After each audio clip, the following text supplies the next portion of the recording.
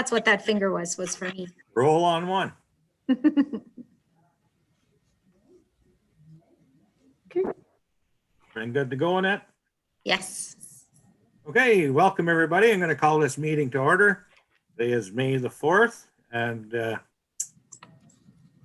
going to ask if there's any additions to the agenda. I'm going to start with my screen and I'll start with Jen. No? No, Mr. Merv? Chair, but may the 4th be with you. No, none. Jack? Jack, are you with us, Jack? He's frozen on my screen. Everybody else see him froze? He's Yes. frozen. Frozen on mine too. Okay. Brent? No additions. I'll just give Jack a second, I guess.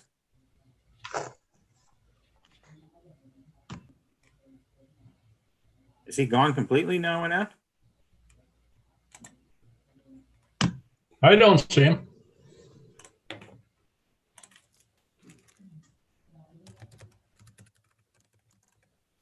No, he logged off, so I'm just watching for him to log back in.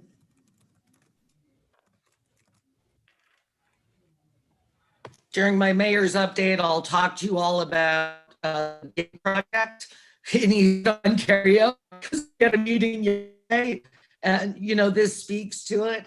There were 75 heads of council on the call from across Eastern Ontario, and at least 4 of them had to log off. We couldn't understand others. This is a problem all over. So I'll update you all in my mayor's report because it's ridiculous.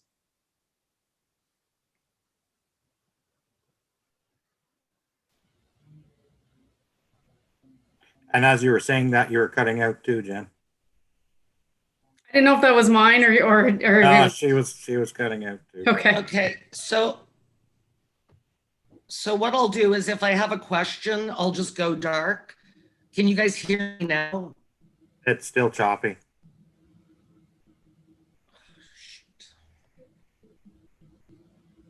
Well, Jack and I are neighbors. Seems to be better now. Is there any sign of Jack coming back in? I'll give him another. No, I don't see anything, and I just checking my phone too in case he emails or texts, but I'll stay dark for now.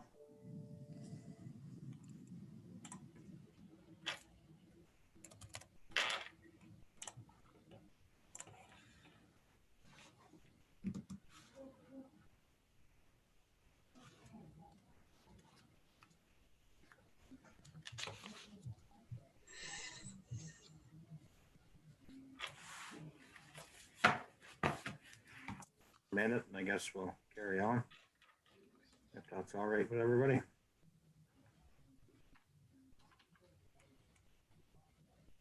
Glad I live in Ruby where buses and streetcars leave on time and have the highest technology. You're very lucky, Merv.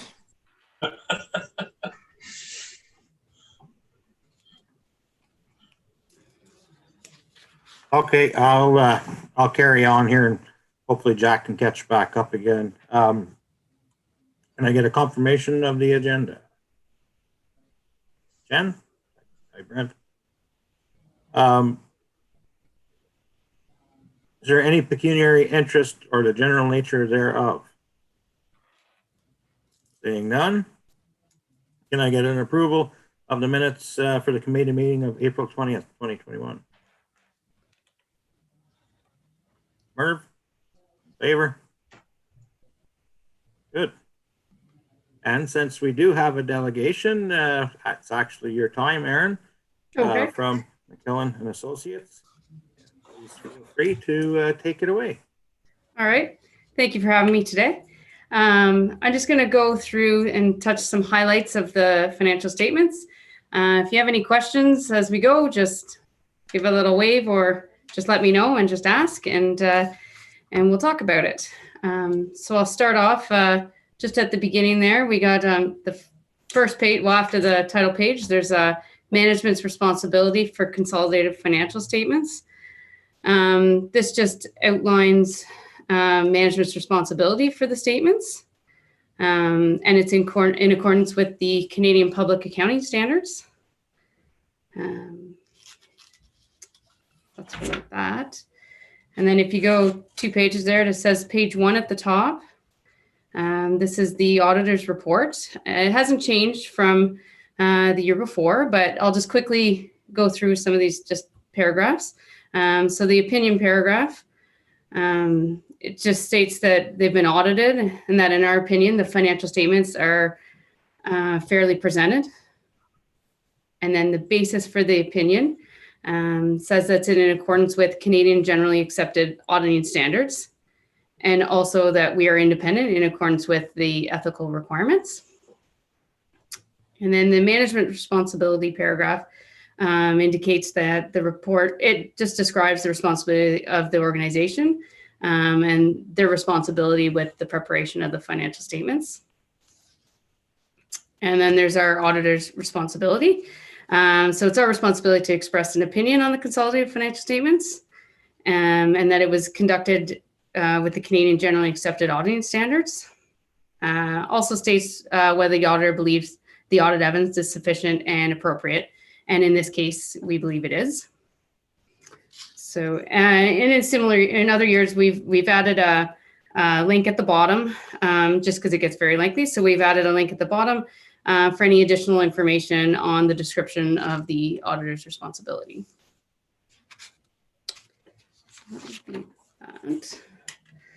So then if you flip over to page 2, we'll just go over we'll start by going over the consolidated statement of financial position. So we'll just hit more of the highlights in here. So we'll start with cash. So it's down from last year, about $100,000. Some of that's just due to monies that's accounts receivable has gone up just because there's some money coming in for some grants and some other things that we're waiting on for construction and that. And then also like your payables have gone up a bit, you know, based on some road construction and some capital projects as well. And then tax receivable is up by about 129,000. Now that's due a little different than other years. Like that's due just to a supplemental billing, like done at the end of the year. So it was done fairly close to the end of the year. So they were given a due date of beyond December 31st. So those will all come, that'll all come in 2021 in January. So your accounts receivable, they're up about 560,000. The big reason for that is the capital grants that are expected to come in the new year. And also like it's 2.7 million, but there's some pretty big projects that we were waiting on, that you guys were waiting on from last year also. And it came in early in the new year as well. Just so it looks like a big number, but a lot of it's come in now. And then the other assets, that's pretty comparable to last year, and it's really made up of the canteen and bar inventories. Your note receivable, it changes by from the interest accrued from the EGC notes receivable. And then the investment in Eganville Generation Corporation, it increases by the net income of Eganville Generation Corporation for 2020. So then at accounts payable, it's up 126,000 or down 126,000. Last year at the end of the year, there was some bigger road construction, as well as like holdbacks and some other things in there. So this year it's come down a little bit from last year. And then the deferred revenues, the $235, that's the interest earned on your gas tax. That has to be accounted for separately. And then the increase in the other deferred revenue, that is mostly a grant that had come in, but is expected to be spent in 2021. So it's deferred until the new year. And the long-term liabilities, it's gone down by 114,000 as the principal payments exceeded the new long-term debt. So for 100, so see the new long-term debt. We had a new loan of 326,000 for some transportation equipment. And then the landfill closure and post-closure costs, that always changes by, we rely on the engineer report, and we increase or decrease it depending on what they think the expected costs are going to be for the landfill. And the employer future benefits, that has gone up. It's just dependent on the vacation payable to the employees of the township. So we get down to the tangible capital assets. It's up 218,000, which is a result of the additions exceeding the amortization. So we had additions this year of 1.8 million and amortization of 1.6 million. And then the inventory of supplies, that's the salt and sand for the roads. It's pretty comparable to last year. And the prepaid expenses, that's comparable to prior year. It's usually made up of some software prepaids and some and insurance as well. So down at the bottom, where we talk about the accumulated surplus. So the equity and tangible capital assets increased by 300,000. Again, the net of the additions and the amortization, as well as the net long-term debt, will be your increase there. And then you'll see your reserves have gone up. The increase in the reserves is due to the surplus this year, as well as the prior year surplus. So that's all been moved to reserves, and you'll see it in the next the statement of operations when we look at that. Equity in their government business enterprise, that's your oh, sorry, I skipped the general line there. That's where we've moved everything from general into the reserves.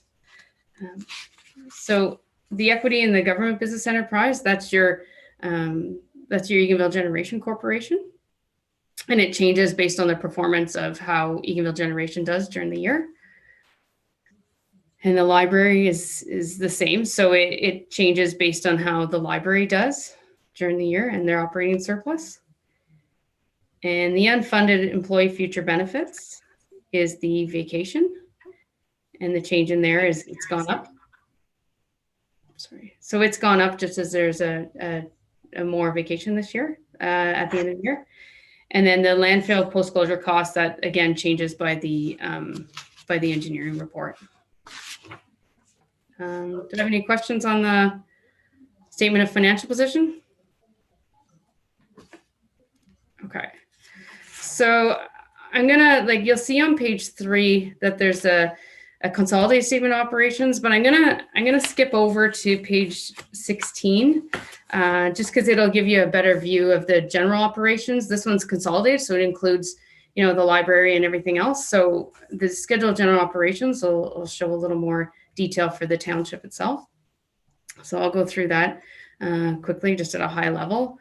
So you can see overall that the revenue is up by about 360,000, and it's by various over and under throughout all categories, but the big one was probably the COVID funding that was received this year, that helped with some of those costs that we're going to have. And then the expenses are overall down. So a lot of them are comparable to budget. The big one is probably transportation. So it makes up the biggest difference, which is it's down just from made up of materials and equipment and some internal charges that they did within the township there, the transportation provided.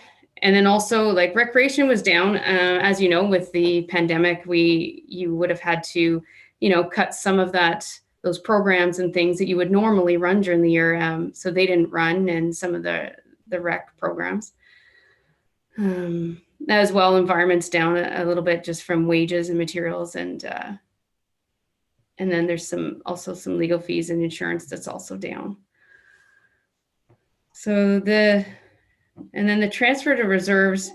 So that's the transfer to reserves is net transfer amount used for that are transferred. So that would be your surplus of this year, and then your other surpluses that got transferred, or any transfers that came during the year that came out of reserves or into reserves, as well as anything left over from the COVID funding that would have been transferred to reserves as well.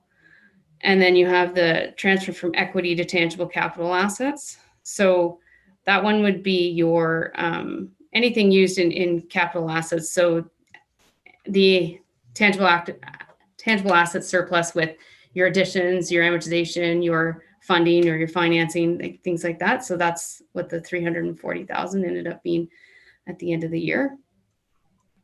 So then you see at the general surplus at the bottom, like it's zero. As we've gone ahead and transferred everything to reserves, and then to be allocated at a later date, it'll be allocated out to the different reserves at this point. I'm going to flip back. Sorry, it's flipping around. Just take a really quick look at the cash flow statement. So on page 5, I just want to touch on it briefly just to show it. It gives a lot of details on the ins and outs. So your increase and decrease in, your taxes receivable, your payables, your all your working capital and everything like that, as well as your cash flow used for financing. So at the end of that, like your increase or decrease in cash is 103,000. So it's decreased by 103,000. As I said, you'll see it in here. This is all the details. So you'll see it, you're waiting on some grants and things like that. So that'll all come in. And also, from the construction projects and things like that. So I'm not going to review all of the financial statements, as you know, like a lot of it's just more detail on everything that I've already provided. The one thing that you'll note is that there's also the library statements are attached at the back. So I think they're page 22 or 21. So Or these is ones, everybody frozen? Is that just me that froze? yeah, I'm okay. Am I good? I think I'm Maybe good. it was just me. Okay, sorry. So the surplus. What's that? Okay. So the surplus in the library. I can't hear anybody. Oh, you're good, Aaron. Okay. Okay. Yeah, So Jennifer froze and Annette froze, but oh, you and I okay. are still doing okay. So Okay, we're still good. We're still good. rolling. So there's a surplus in the library. You'll see a surplus of $8,500. Different things for that. There's a few things in there. There's an increase in revenue, as well as the rent that was waived due to COVID from the township. So there's a couple of things contributed to that. And then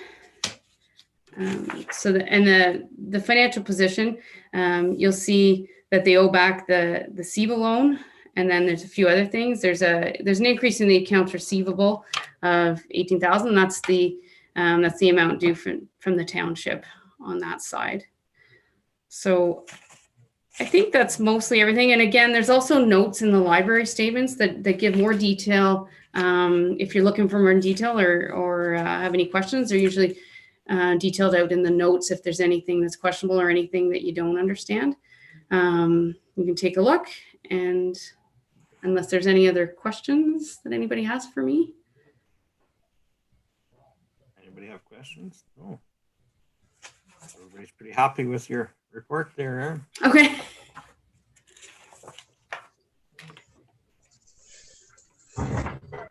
Go ahead there, Jen. I love good news on a Tuesday afternoon. It is good. I know you had yeah. So there's some money to go to reserves, which is great. There's never a downside of that. No. Am I reading it correct? Our reserves increased by just over $1 million? Yep. That's correct. Great show. Yep. Excellent. Yeah. Oh, okay. Go ahead there, Mayor Murphy. Thanks, Chair. I was just going to say, over the years, our reserves have been depleted because we've had so many grants. And when you get a grant mid-year, where are you getting that money from? You can't levy for it.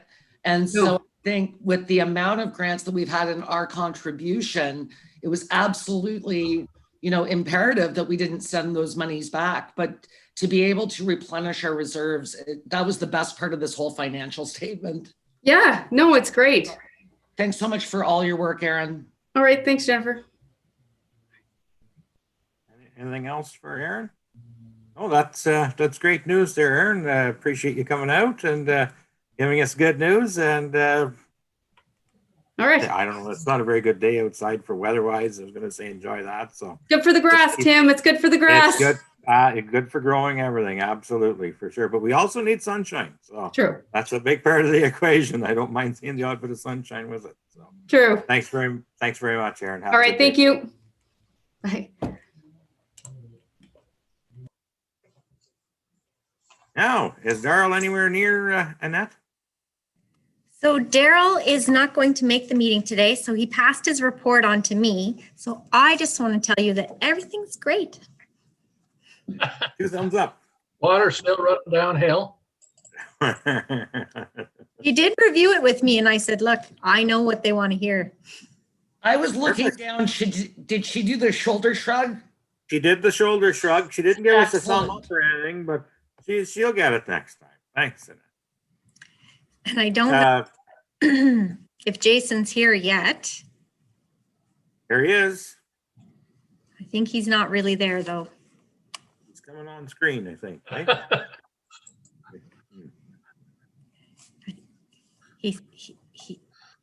He's going to come on at 2 o'clock. So I think he's logged in, but he's not really there till 2.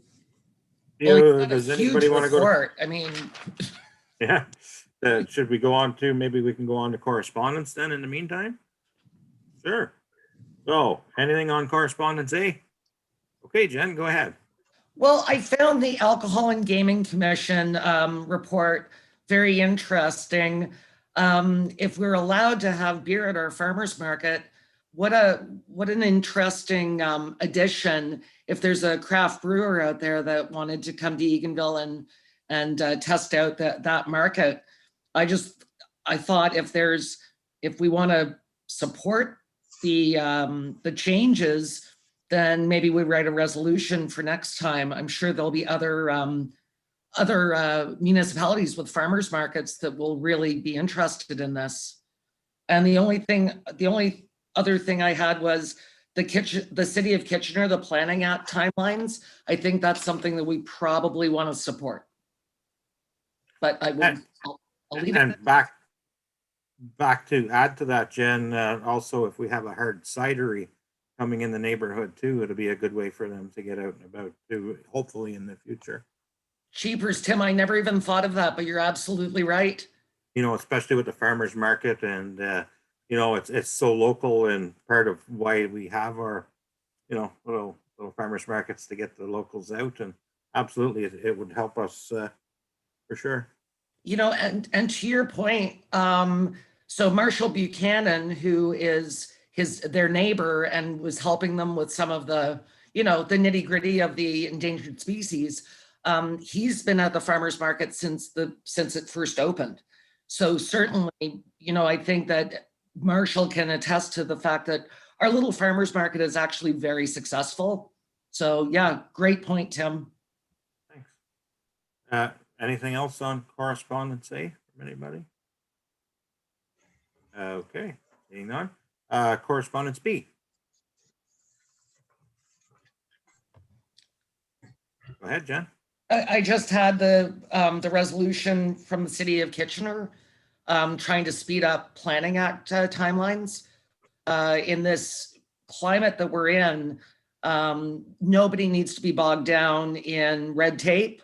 And if we can get things sped up so that people can build, they can develop, they can, do what needs to be done over this time, I think it's really important that we support it. Sounds good.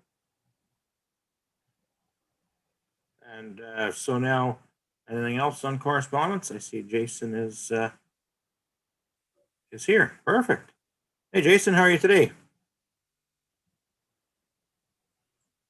Oh, we're waiting on his audio. Are you with us, Jason?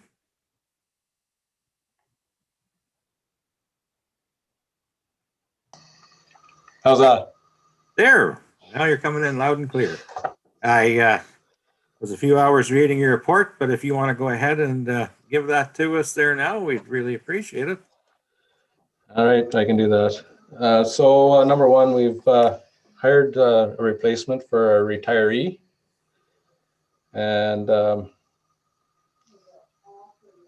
I think we've got some good people there that everybody will work together great.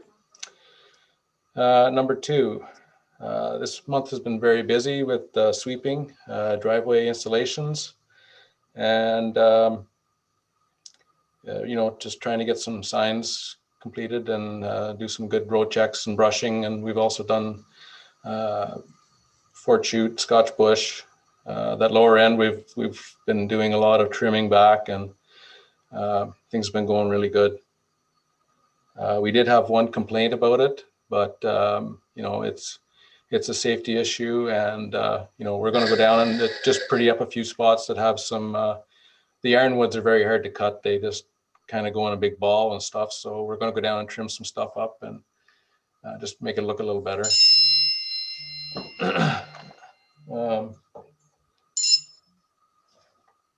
Now there was number three. There was a report of a trucking company doing some trucking on Fort Chute that they were overloaded.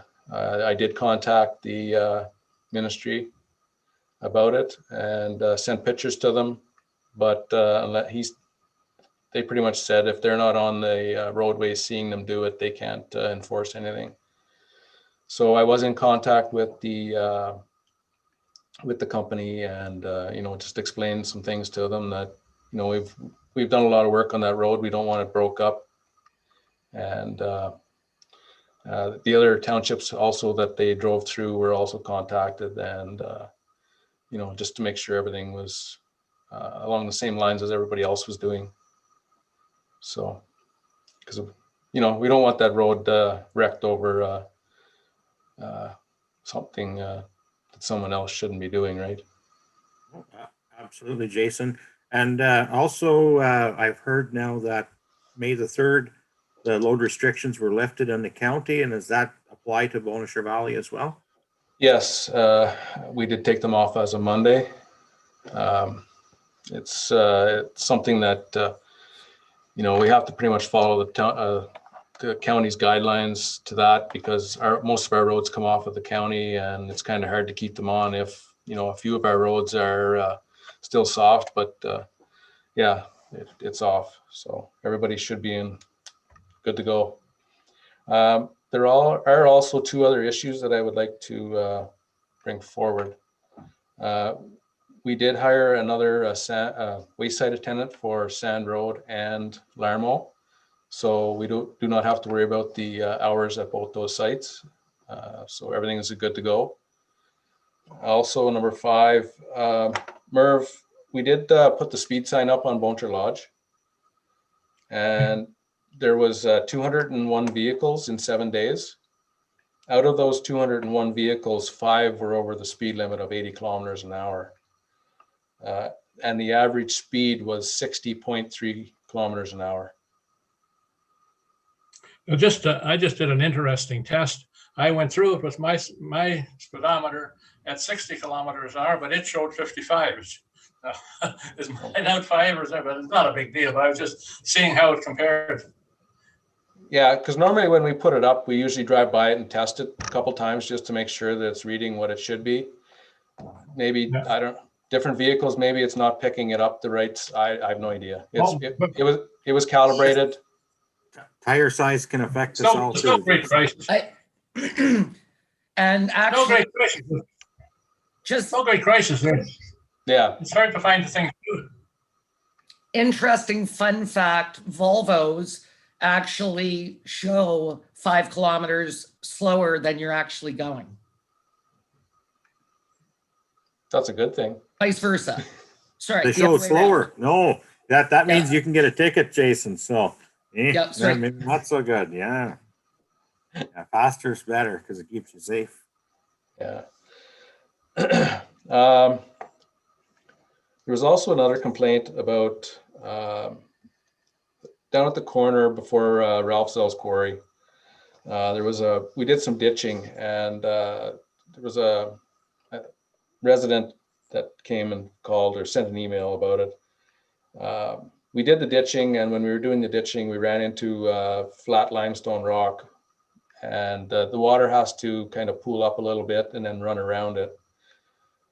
We ran out of time and money when we were doing the rock removal down there, so the rock is quite long and it's quite high. So, and I don't really want to put an excavator on there to break that away.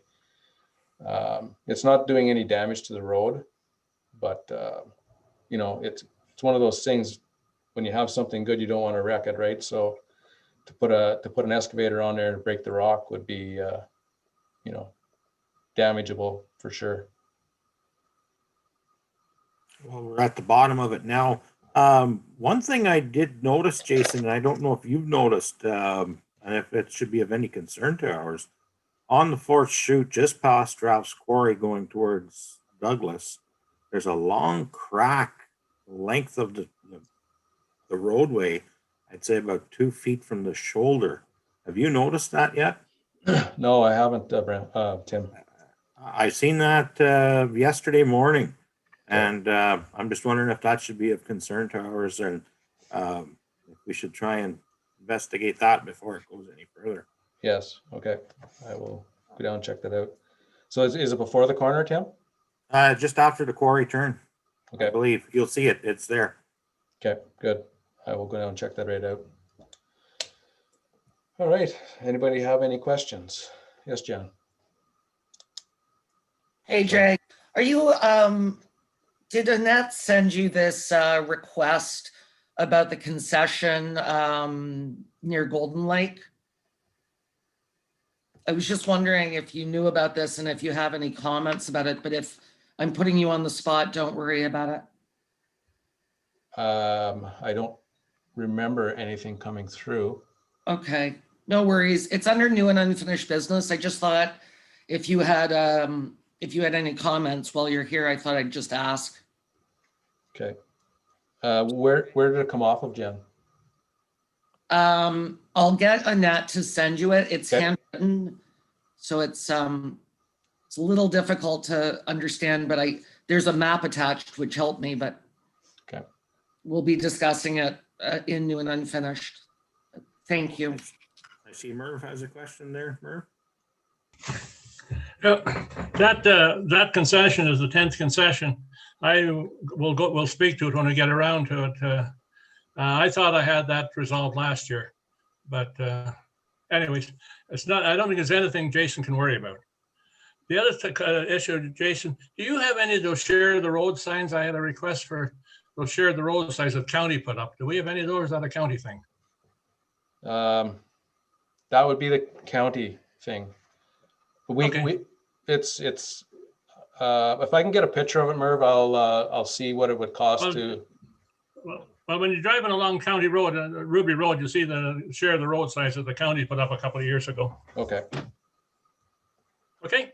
Yeah, And don't worry about that concession. It's right across the road from me, the 10th concession. Oh yes. And there's a whole big ball of wax there that I thought I had dealt with last year. Yes. Oh, I remember that now. Yes. Yeah. Yes, I was speaking with the residents that want to put that through to get to their property on the lake. And, you know, we went through the same thing, previous other concessions. I think they want to get into an agreement also, like we've done at the rest, to open up as far as their property line and then go down where they have the concession or their roadway allowance. But Jason, before we ever get into that, I would like you to look at it. It's not that simple. There's poplar in there, foot and a half in diameter at the stump. There's big boulders in there. When we dealt with it last year, they asked if we would go along, and I should have saved this, but if we were going along with them upgrading it or rebuilding it. And I said, absolutely not. Yeah. And then they asked the possibility of them upgrading it. I said, with conditions. So Yes. Yep. that's Exactly. Yes.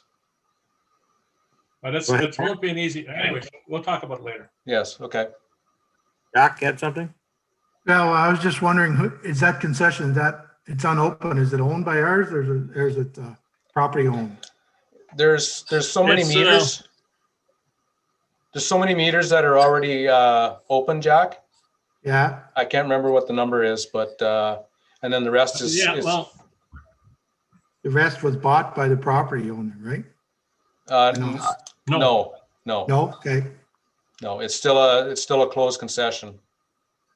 but it's still owned by the township. Yes. Okay. Go ahead there, Murph. Jack, obviously you're aware as well, the width of a 100-acre lot is 1,300 feet.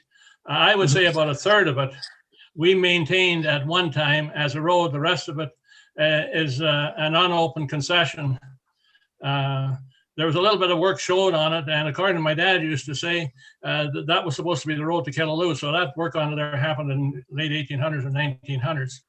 The part that we did maintain as a township, we stopped maintaining it in 1988 or 89. The resident on that road where it went to, his wife and child burned in a fire, and consequently no more residents on that portion of the road, so we didn't maintain it anymore. Okay. Brent? Jason, where are you scheduled to put the speed sign next? I think we were going to put it out on Sand Road. It seems that there's a lot of traffic that's above the speed limit there. So I think that would be a very good spot right now. That's the next place that it's going. Perfect. And yeah, and you'll put it out there probably 7 days then? Yes. Okay, perfect. No, I was just curious on where you're gonna be next. Yeah, and then we're gonna bring it into town and do our normal spots and just get some data on it and see how things go there. And then if not, then we're gonna go and do some of our other roads that we've had some complaints about speeding on. Okay, that's perfect. Okay, and anything else for Jason? I just want to say it was Dana that originally sent it to you and I, Jason, on the 23rd, but I just re-forwarded it to you because you may not have had a chance to look at it yet. The Lavenhagen Road, to see if, for council to consider that request. Yes, okay.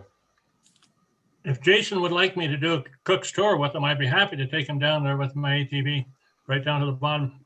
Okay, Merv, we'll Want to set make that sure up. arrangements. Yes, we can do that. Yeah. Okay, Yes, sounds good. okay. Thanks, Thanks, Annette. Jason. Thanks. Have a good day now. Take care. You too, guys. Take care. Okay, Mayor Murphy, would you like to give us your report? I would be pleased to give you my report, but you're not going to like it. So in the month of April, I attended 23 meetings. I would love to give you an update on every one of them, but the sad fact of the matter is every time I go to a meeting about vaccines or vaccine rollouts or any of those things, the information is wrong hours later. So I am not going to give you any stats. But certainly stuff with the Eganville and Area Community Development Group is going very well. We are having a meeting tomorrow. I understand that the golf tournament committee met on Friday. The golf tournament is scheduled for May 28th, and we were afraid that might be problematic. So I will know better tomorrow, just in case, because that is only a week after this lockdown is supposed to be lifted. I did a lot of Eastern Ontario Regional Network work. We had a COVID update that is now completely outdated. I'm just gonna touch on a couple of things. There is mass frustration out there. There's confusion. You know, just yesterday in our area, people over 50 were supposed to be able to register for a vaccine.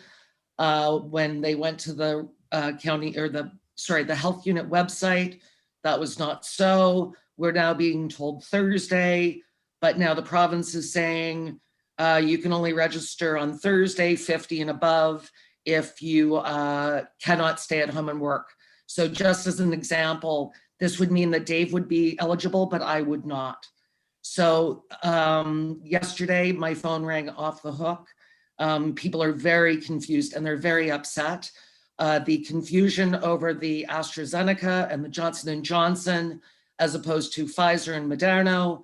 I know that there's been conflicting comments from the Ministry of Health, our Chief Medical Officer of Health, NACI.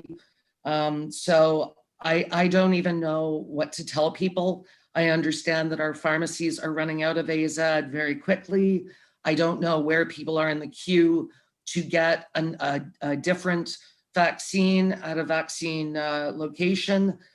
So my mantra is be patient. And that's what I've been telling people. I know it's scary. And I know, you know, our numbers are down somewhat today, but people are scared and they're done with this virus. So the other thing we had was a bit of an update on the variants of concern. They seem to be obviously more virulent. The mortality rate is worse. And in fact, people are not sure the efficacy of some of the vaccines. Others seem to be going very well. I attended a couple of very interesting meetings with the Ontario Winter Games. We're just hoping and praying that we can go ahead with them. I'm really excited. I have a meeting set up with my counterpart from the Aurelia Winter Games, the chair of finance there. So I will know all things Winter Games probably by the end of this week. But as it stands right now, we're going ahead. We're not making any major purchases until September or October, because obviously if we have to have the games in 2023, we don't want t-shirts that say 2022. I did comment to some of my colleagues on this board that we could just take a Sharpie and cross out 2 and put a 3. Like, wouldn't that be a sign of the times? I'm not sure if we could get through all 3,500 t-shirts, but that was my joke for the day. Again, through the Ontario budget, mental health is becoming more and more important. I will give you an update on the community safety and well-being plan at a later date. All right, now into the big stuff. On April 23rd, we had a meeting with the Premier, Minister Clark, Solicitor General Jones, Minister Elliott, and Minister McNaughton. It was after Premier Ford made his apology that said that they got it wrong. In order to ask a question, if you were on the web, then you could go to the chat. I unfortunately was on the phone, and there's *1 that gets you into the queue was not working. So they realized that it wasn't working after the meeting and asked us to send in our questions if we had questions. And I think the #1 question I had that I sent in, and I did not get a response yet, was that could you please not announce things on Holy Thursday before the Easter long weekend or on a Friday at 4 o'clock? We do not have CP24. We do not have 24-hour news networks. And trying to get this information out at 4 o'clock on a Friday afternoon is almost impossible for social media. So I'm hoping that I'll hear something, or that maybe they just won't do this again. I did, in fact, have a phone call on the Sunday morning at 8:03 asking me if playgrounds were open. So, you know, people are frustrated. Again, they're confused, and the messaging is not necessarily clear. And in fact, at 4:30 on a Friday afternoon, is everybody watching the news? I would assume not. The premier was asked about golf courses. He said no. And there was no answer on extension of the stay-at-home order. So I understand that there were some pretty frustrated people on this call. Again, I think it's fantastic that the province is communicating with the heads of council. But that being said, it is very difficult when we're not getting the answers we need. I did have a mental health board meeting. VTAC is playing a heavy role in this, which is great. There's a low-tech poster in production as we speak, so that we can put it up in places like the pharmacies and grocery stores, the senior center, that kind of thing. At County Council, I included in the package, or I had Annette kindly include in the package, the Ontario Winter Games PowerPoint. That just gives you sort of an overview of where we are right now and some timelines. I will say the map that I sent you is actually incorrect. There's a location in Madawaska Valley that isn't pinpointed. I can send out an updated map. Also, and I sent everybody out an email about this, great news that the county paving contract was awarded. And so that we are included in that contract, obviously not the money part, but the contract part. And so timelines are pretty good. We're looking at sort of, June, July timeframe. So I think we can call off the dogs with the paintbrushes for now. Yeah, we're one of the only lower tiers that is not involved, or that is involved, I'm sorry.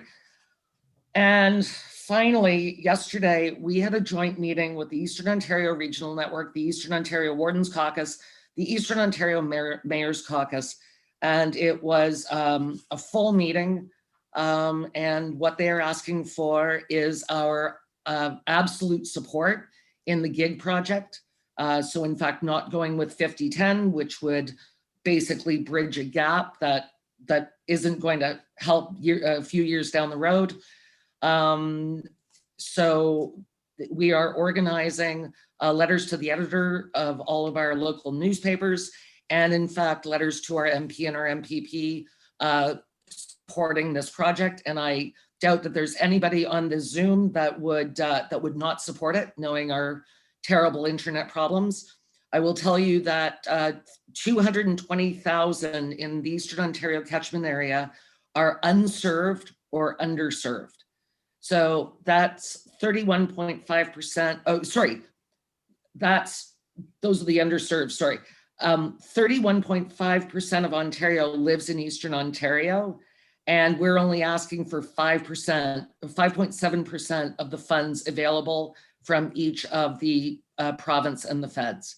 So we're looking at 200 million from the feds, 200 million from the province, 400 million from Infrastructure Ontario, and I believe 200 million from the private sector.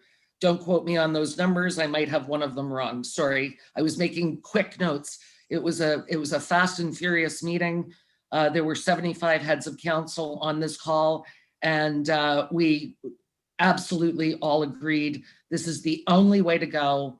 The timelines are a bit extensive, and I think that the faster we can get this going, the better. And I think, Annette, you were asking me the other day about AMO delegations.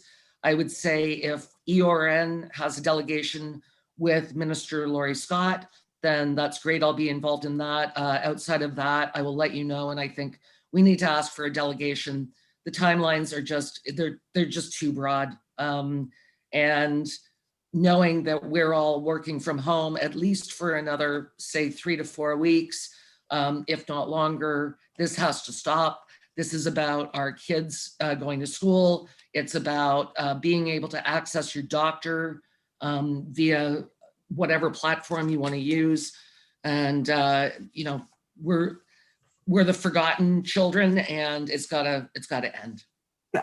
If I can add something to that last little point there, and I'm going to say this, I usually don't do this in council, but without getting into too many details of my source, but we're going to say a friend of a friend of a friend. I usually don't do this, but Val, I do have a pretty close connection with Val, and they are to be, I believe it's in the upwards of, we're going to say more than $1 billion of investment in our area with getting cellular service and broadband going for the next little while. Because I guess what's really happening with all the real estate and stuff that's going on, they're watching it as well. And I think we're going to see a lot more internet connection coming on from these entities here very soon. Go ahead there, Jen. So, Tim, what you're actually referring to is the Cell Gap project, and already been approved with investment from the province and the feds. And in fact, through Rogers, and I think Bell's doing some regional or some smaller areas. Localized stuff, yes. Yeah, so this is actually the broadband project. And although there's interest from the province and the feds, and God love Bell, if they can do this on their own, that would be great. But at this point, we're in a holding pattern and we can't wait anymore. So, you know, they want us to get letters out within 7 to 10 days. If we don't do this as a regional approach, the trouble is that those with internet are going to get better internet, and those of us without are still going to be without. So, and that's the thing. Like I even down in the Gananoque area now, and I looked around at all these towers and these things on top. It's line of sight, and it's all 5. It's 5 in the area, so they're getting really good connectivity, right? And that's where my questions were coming from. So, Jack, you have something to add to that? Go ahead. Yeah, I'll just add to that. I've worked with telecommunications for years back early on, and the telecommunications, unless there's money coming their way, you're not going to get them to expand what you're talking about here, Jen, without some help from the government. The government has to contribute their share and put the money up. If not, it's not going to happen. And what you're referring to, Tim, is if there's enough of users, that's where your G5 deployment's going to come, and it has to be point to point or it will not work. And that's what they're rolling out is the G5. But that's totally different than what Jen's talking about. Jen's talking about broadband that has to come from fiber or whatever they're going to do it. You really can't do broadband by cellular because it's not cost effective. You just can't do it. It has to be done.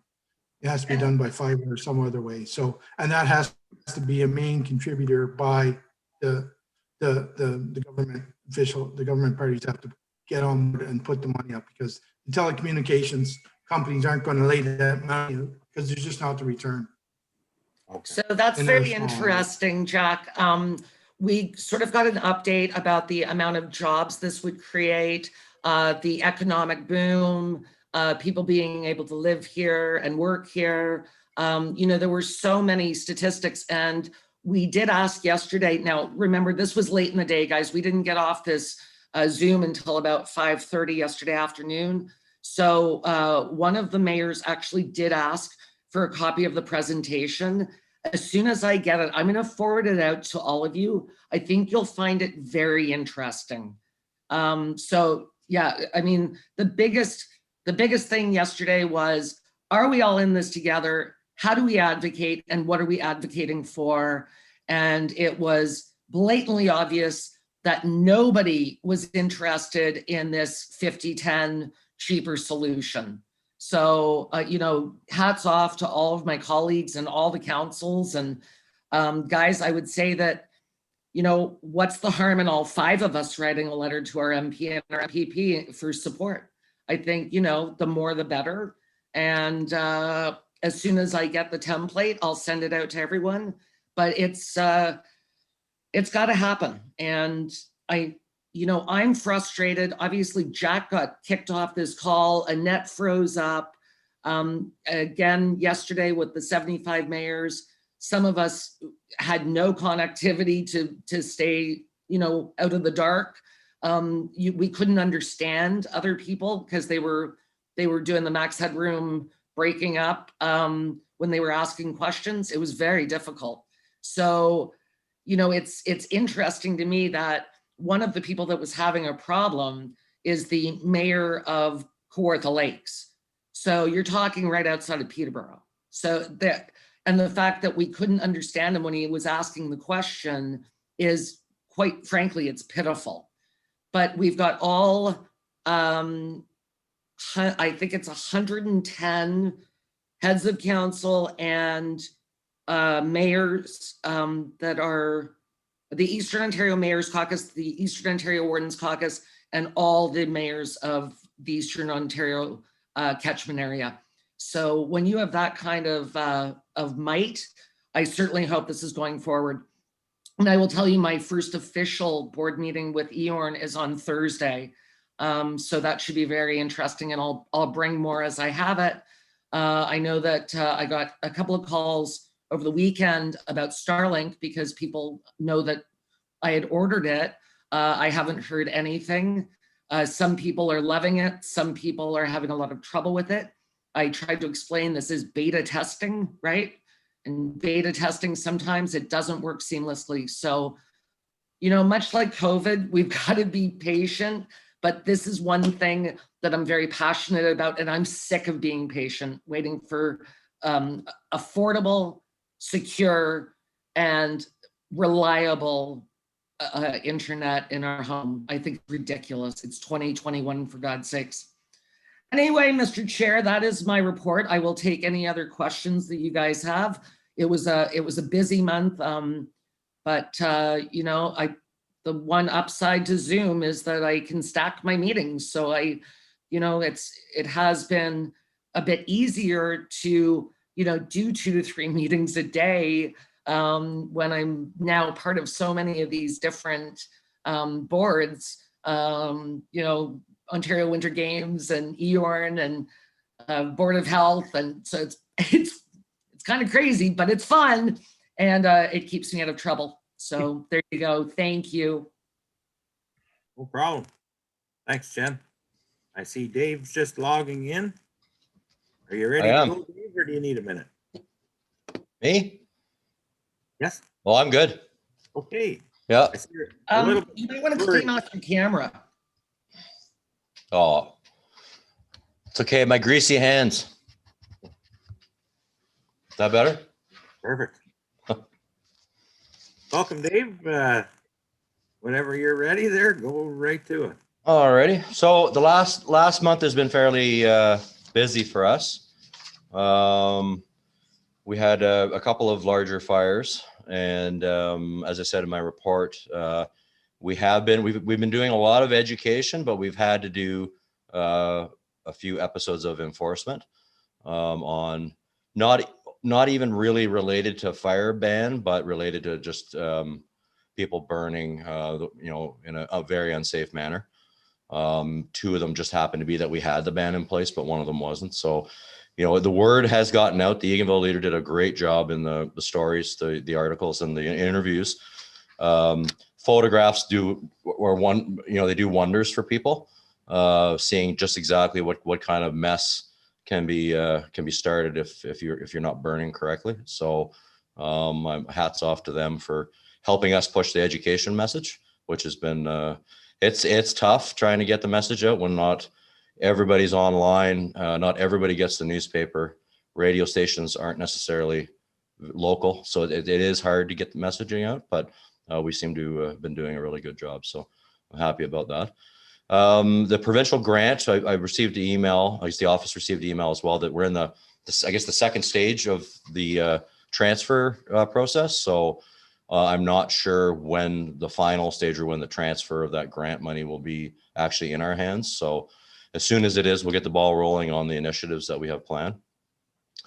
Flymount Fire Hall, I did get a very detailed schematic, and I guess an engineer or architect's drawings of the interior of the building. So all of the dimensions, all of the things that they're planning on putting in. I just don't have, I didn't get it in time to send to you because it's all electronic and it's a bit, I'd rather be able to print it and give it to everybody if possible. Maybe I'll do that for next council. But the pricing He had pricing, but he wanted to go back and make sure that it was 100% before he sent it to council. So by next meeting, I'll have the detailed drawings of the property plus pricing for you. So that'll kind of give council an idea of, probably at this point with the price of materials, it'd be worst case, hopefully, and maybe cheaper. And whenever we decided we want to take that on. So a lot of cottagers up here right now. We've run into many people in our travels fighting grass fires that don't necessarily live here full time, but they're here. I think they're getting themselves out of the cities and spending time at their cottages. And our year-round residents have done a great job informing these people about burn regulations, about the burn bans, and about making sure that they only burn at night now because we're in the provincial fire season. So I've gotten quite a few phone calls from people that are recently here saying that their neighbors have, they've been over and they've informed them of the rules as they are right now. So, which is good. And I thank them for being involved in that. That's great. That helps us a lot. Right. So, but yeah, other than that, we've done some inspections, some apartments, a little bit of commercial. But of course we haven't been be able to get to the school.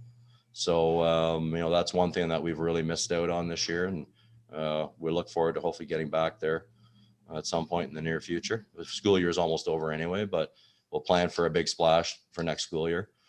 But that's pretty much it. I don't have anything else. I did attend a N95 1870 plus mask ordering review seminar for the OFM. So what they're doing, their plan is that they're sending departments masks in boxes of 440. So, which is a lot of masks. So there is a process. I'll be going through it and ordering the first batch. The OFM is also going to pick up the tab for the fit testing on them. So, which is good. So we should see those. Shortly, and it's a nice gesture from them to Ontario factory that's putting them out, and they're being given to us free of charge. So it's good. Apart from that, I don't have anything else. If anybody has any questions. Seeing any questions, Dave? Well, thanks very much, Dave. Thank you. Have a good afternoon. You too. There. Moving along, item number 2 on new and unfinished business is the EGC update. April 20th, we had our AGM. Board members remain the same. And as far as I know, I haven't been talking to Jack much lately, but everything seems to be going good now at the plant. There.